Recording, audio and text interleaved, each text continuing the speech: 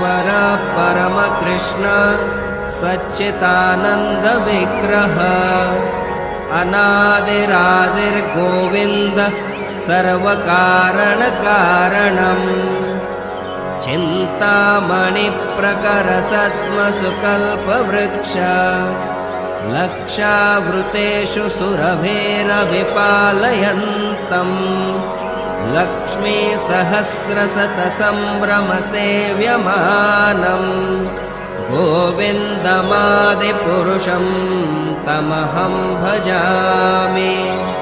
वेणुं कोणन्तमरविन्ददलायताक्षं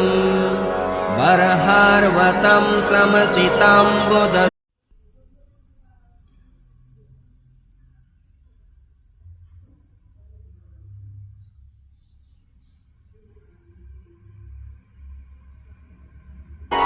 ईश्वर परमकृष्ण